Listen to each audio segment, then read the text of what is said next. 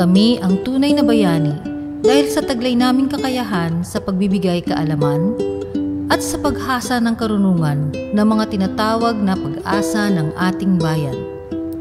Subalit sa likod ng dangal na ito ay ang matinding sakripisyo na kadalasan ay hindi namamalayan ng karamihan. Hindi natatapos ang aming trabaho sa paaralan. Kahit na sabihing matayog na ang naabot ng teknolohiyang nagpapadali sa mga gawain ng bawat isa. Kadalasan, isinasa isang tabi namin ang oras para sa pamilya o sa personal na gawain para lamang mag-isip ng pinakamabuti at pinakamabisang paraan para sa pagbibigay kaalaman. Hindi lamang kaalaman ang aming inaalay, kundi pati ang aming sarili at buhay. Pagmamalasakit na kadalasay hindi nauunawaan.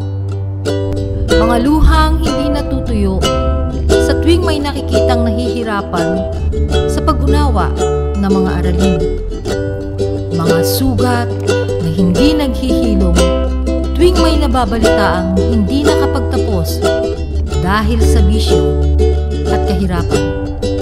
Mga sandaling hindi nakikita ng lahat na lubos naming dinaramdam, sapagkat hindi lamang karunungan kundi pati damdamin ang aming puhunan.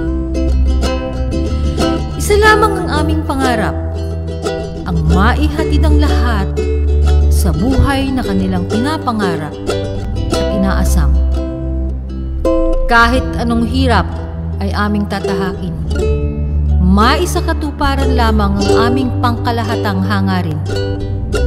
Patuloy kaming lalaban para sa kabutihan ng lahat hanggang sa huling hibla ng aming buhay. Patuloy na nagmamahal at nagmamalasakit ang inyong mga guro.